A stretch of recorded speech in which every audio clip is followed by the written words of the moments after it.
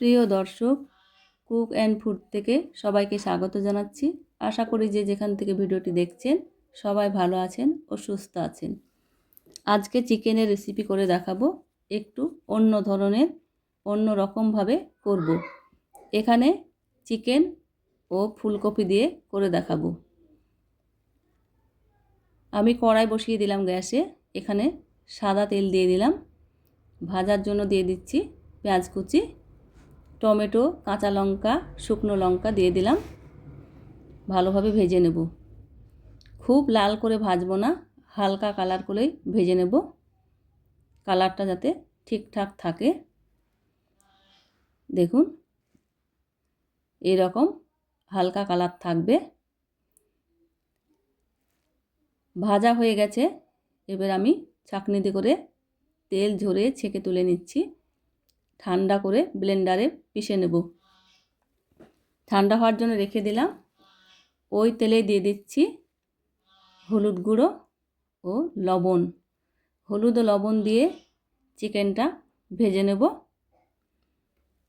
Chicken ভালোভাবে ধুয়ে পরিষ্কার করে নিয়ে জল ঝরিয়ে নিয়েছি। এবার দিয়ে দিলাম। তেলের সঙ্গে ভালোভাবে ভেজে নেব। আপনারা যদি আমার চ্যানেলে নতুন এসে থাকেন তাহলে আমার চ্যানেলটা সাবস্ক্রাইব করে নেবার অনুরোধ রইল। খুব সুন্দরভাবে ভেজে নেব। দেখুন, চিকেনের কালারটা পরিবর্তন হলেই হয়ে যাবে ভাজা। এইভাবে অনবরত নাড়াচাড়া করে ভেজে নেব। নিত্য নতুন রেসিপি পেতে লাইক, কমেন্ট, সাবস্ক্রাইব করে পাশে থাকবেন। চিকেন ভেজে নেওয়া হয়ে গেছে। আমি সব তুলে নিলাম। ওই তেলেই ফুলকপিও ভেজে তুলে নিয়েছি, ওটা দেখানো হয়নি। আবারও কড়াই পরিষ্কার করে ওই কড়াইয়ে সরিষার তেল দিয়ে দিলাম। ফোড়নে দিয়ে দিলাম জিরা, দারচিনি, তেজপাতা। ভালোভাবে নাড়াচাড়া করে নিয়েছি।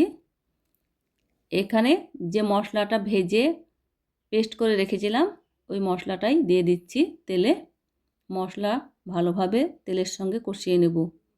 দেখুন, এইভাবে ভালোভাবে নাড়াচাড়া করে মশলার কাঁচা গন্ধ থাকবে না। আগেই যেহেতু ভাজা করা হয়েছে। এখানে দিয়ে দিলাম স্বাদ মতো লবণ, হলুদের গুঁড়ো, লঙ্কার গুঁড়ো, জিরার গুঁড়ো, আদা রসুনের পেস্ট। এখানে সব কিছু মশলা দিয়ে ভালোভাবে আবারও কষিয়ে নিচ্ছি। খুব সুন্দরভাবে কষিয়ে নেওয়া হয়ে গেছে। এখানে বাটিটা ধুয়ে আবারও কিছুটা জল দিয়ে দিলাম। মশলাটা আবারও কিছুক্ষণ কষিয়ে নেব। কষানো হয়ে গেছে। এখানে ভেজে রাখা চিকেন দিয়ে দিলাম। চিকেনের সঙ্গে মশলাটা আবারও কিছুক্ষণ কষিয়ে নেব। ভিডিও নোটিফিকেশন পাওয়ার জন্য বেল আইকন প্রেস করে রাখবেন। খুব সুন্দরভাবে কষিয়ে নিতে হবে। কষাতে কষাতেই 70% সেদ্ধ হয়ে যাবে। দেখুন, অনবরত নাড়াচাড়া করে কষিয়ে নিতে হবে।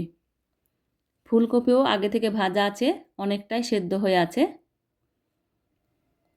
দেখুন, অনেকটাই যখন ঘন হয়ে আসবে কষাতে কষাতে, তখন আমি জল দিয়ে দিলাম রান্না হওয়ার জন্য। এবার ভালোভাবে নেড়েচেড়ে মিশিয়ে নিচ্ছি। সুন্দরভাবে মিশিয়ে নিতে হবে। এইরকম রেসিপি গরম ভাতের সঙ্গে একদম ফাটাফাটি জমে যাবে। নাড়াচাড়া করা হয়ে গেছে। এখানে আমি ভেজে রাখা ফুলকপি দিয়ে দিচ্ছি ওপর দিয়ে। এইভাবে দিয়ে আবারও সমান করে দিয়ে ফুটে উঠলে আমি ঢেকে রান্না করে নেব 10 মিনিট।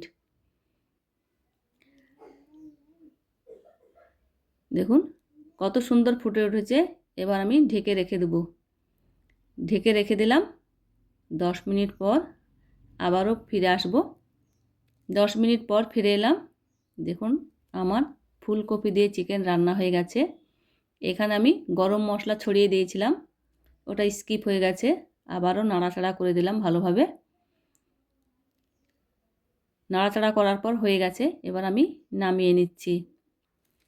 নামিয়ে একটি বাটিতে তুলে নেব।